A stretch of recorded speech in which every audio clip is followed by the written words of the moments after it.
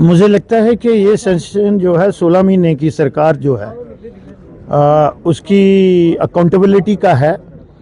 और आज जो गवर्नर साहब का संबोधन है उसमें तो कोई ख़ास बात मुझे दिखी नहीं है। अब बजट में ऑनरेबल चीफ मिनिस्टर साहब क्या लाते हैं, बहुत से इशू हैं। सबसे पहले तो एक जो करंट इशू है वो नेशनल लॉ यूनिवर्सिटी वाला जम्मू में है, तो मुझे लगता है वो भी जायज़ इशू है। वो भी दोनों जगह कैंपस हो सकते हैं और होने भी चाहिए, ये भी कोई बड़ा इशू नहीं है। लेकिन सबसे बड़े इशू जो है, एक तो रेस्टोरेशन ऑफ फ्लड्स जो है वो आज तक नहीं हुआ है। टेम्परेरी रेस्टोरेशन नहीं हुई, परमानेंट तो कब होनी है। इसी तरीके से daily Vaser, daily rated, consolidated, ये जो लोग हैं, जितनी भी सेक्शंस हैं 47, उनके साथ इनका वादा है कि हम उनको रेगुलाइज करेंगे।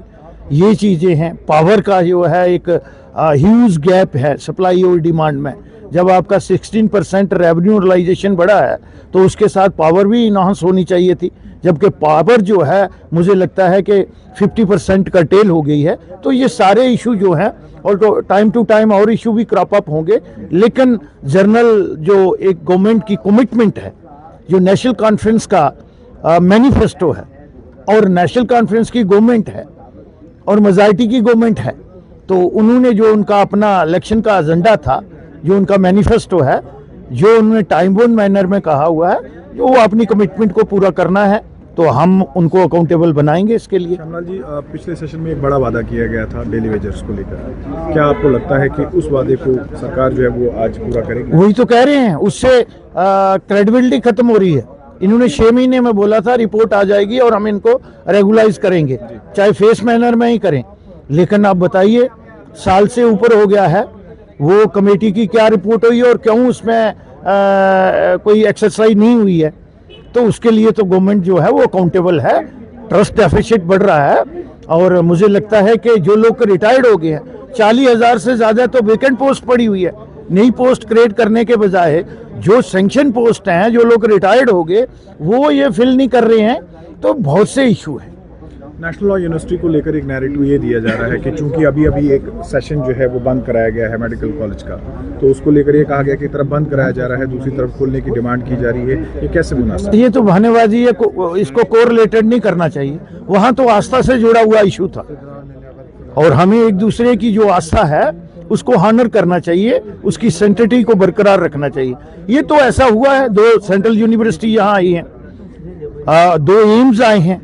वो गवर्नमेंट ऑफ इंडिया जो भी सक्सेसिव गवर्नमेंट रही हैं, उनकी अप्रोच रही है। और ये तो इसमें लॉजिक भी है कि इसका जो चांसलर है वो चीफ जस्टिस होते हैं, और अगर 6 महीने दरबार उनका यहाँ है, 6 महीने वहाँ है, तो ये तो मुझे लगता है कि एक नेचुरल कॉम्बिनेशन भी बनता है। इसमें कोई अलग से करने वाली के आउट ऑफ बॉक्स कुछ देना है, ऐसी बात नहीं है। श्यामलाल जी, बिल्कुल आखिरी सवाल, क्या भारतीय जनता पार्टी ने कोई इस मामले को लेकर जो है कोई डिसीजन लिया है कि किस तरह से आप इस मुद्दे को जो है वो सदन में उठाएंगे? मुझे लगता है ये बड़ा सीरियस कंसर्न है, और इतने दिनों से बच्चे और नौजवान जहाँ से हड़ताल कर रहे हैं, तो भारतीय जनता पार्टी की जिम्मेवारी बनती है, लेकिन उससे ज़्यादा सरकार की भी जिम्मेवारी बनती है। हम तो अपना रोल जो है, अपने कर्म का निर्वाह जो है वो ईमानदारी से करेंगे। भारतीय जनता पार्टी के सीनियर लीडर श्यामलाल शर्मा हमारे साथ हैं। श्यामलाल जी, सेशन जो है वो शुरू हो चुका है। आज लेफ्टिनेंट गवर्नर मनोज सिन्हा ने एड्रेस भी किया। किस तरह से देखते हैं आप इस सेशन को? मुझे लगता है कि ये सेशन जो है 16 महीने की सरकार जो है उसकी अकाउंटेबिलिटी का है। और आज जो गवर्नर साहब का संबोधन है उसमें तो कोई ख़ास बात मुझे दिखी नहीं है। अब बजट में ऑनरेबल चीफ मिनिस्टर साहब क्या लाते हैं, बहुत से इशू हैं। सबसे पहले तो एक जो करंट इशू है वो नेशनल लॉ यूनिवर्सिटी वाला जम्मू में है, तो मुझे लगता है वो भी जायज़ इशू है। वो भी दोनों जगह कैंपस हो सकते हैं और होने भी चाहिए, ये भी कोई बड़ा इशू नहीं है। लेकिन सबसे बड़े इशू जो है, एक तो रेस्टोरेशन ऑफ फ्लड्स जो है वो आज तक नहीं हुआ है। टेम्परेरी रेस्टोरेशन नहीं हुई, परमानेंट तो कब होनी है। इसी तरीके से daily Vaser, daily rated, consolidated, ये जो लोग हैं, जितनी भी सेक्शंस हैं 47, उनके साथ इनका वादा है कि हम उनको रेगुलाइज करेंगे। ये चीज़ें हैं। पावर का जो है एक ह्यूज गैप है सप्लाई और डिमांड में। जब आपका 16% रेवेन्यू रियलाइजेशन बढ़ा है तो उसके साथ पावर भी इन्हांस होनी चाहिए थी, जबकि पावर जो है मुझे लगता है कि 50% कर्टेल हो गई है। तो ये सारे इशू जो हैं और तो टाइम टू टाइम और इशू भी क्रॉप अप होंगे, लेकिन जनरल जो एक गवर्नमेंट की कमिटमेंट है, जो नेशनल कॉन्फ्रेंस का मैनिफेस्टो है और नेशनल कॉन्फ्रेंस की गवर्नमेंट है और मेजॉरिटी की गवर्नमेंट है, तो उन्होंने जो उनका अपना इलेक्शन का एजेंडा था, जो उनका मैनिफेस्टो है, जो उन्होंने टाइम बाउंड मैनर में कहा हुआ है, जो वो अपनी कमिटमेंट को पूरा करना है, तो हम उनको अकाउंटेबल बनाएंगे इसके लिए। श्यामलाल जी, पिछले सेशन में एक बड़ा वादा किया गया था डेली वेजर्स को लेकर, क्या आपको लगता है कि उस वादे को सरकार जो है वो आज पूरा करेगी? वही तो कह रहे हैं, उससे क्रेडिबिलिटी खत्म हो रही है। इन्होंने 6 महीने में बोला था रिपोर्ट आ जाएगी और हम इनको रेगुलाइज करेंगे, चाहे फेस मैनर में ही करें, लेकिन आप बताइए साल से ऊपर हो गया है, वो कमेटी की क्या रिपोर्ट हुई है और क्यों उसमें कोई एक्सरसाइज नहीं हुई है।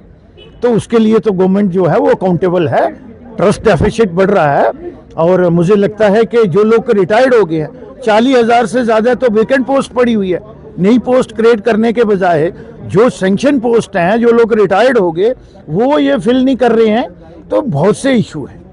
नेशनल लॉ यूनिवर्सिटी को लेकर एक नैरेटिव ये दिया जा रहा है कि चूंकि अभी अभी एक सेशन जो है वो बंद कराया गया है मेडिकल कॉलेज का, तो उसको लेकर ये कहा गया कि एक तरफ बंद कराया जा रहा है, दूसरी तरफ खोलने की डिमांड की जा रही है। ये कैसे मुनासिब? ये तो बहानेबाजी है, इसको कोरिलेटेड नहीं करना चाहिए। वहाँ तो आस्था से जुड़ा हुआ इशू था और हमें एक दूसरे की जो आस्था है उसको हानर करना चाहिए, उसकी सेंटिटी को बरकरार रखना चाहिए। ये तो ऐसा हुआ है, 2 सेंट्रल यूनिवर्सिटी यहाँ आई हैं, 2 एम्स आए हैं। वो गवर्नमेंट ऑफ इंडिया जो भी सक्सेसिव गवर्नमेंट रही हैं उनकी अप्रोच रही है, और ये तो इसमें लॉजिक भी है कि इसका जो चांसलर है वो चीफ जस्टिस होते हैं, और अगर 6 महीने दरबार उनका यहाँ है, 6 महीने वहाँ है, तो ये तो मुझे लगता है कि एक नेचुरल कॉम्बिनेशन भी बनता है। इसमें कोई अलग से करने वाली के आउट ऑफ बॉक्स कुछ देना है, ऐसी बात नहीं है। श्यामलाल जी, बिल्कुल आखिरी सवाल, क्या भारतीय जनता पार्टी ने कोई इस मामले को लेकर जो है कोई डिसीजन लिया है कि किस तरह से आप इस मुद्दे को जो है वो सदन में उठाएंगे? मुझे लगता है ये बड़ा सीरियस कंसर्न है, और इतने दिनों से बच्चे और नौजवान जहाँ से हड़ताल कर रहे हैं, तो भारतीय जनता पार्टी की जिम्मेवारी बनती है, लेकिन उससे ज़्यादा सरकार की भी जिम्मेवारी बनती है। हम तो अपना रोल जो है, अपने कर्म का निर्वाह जो है वो ईमानदारी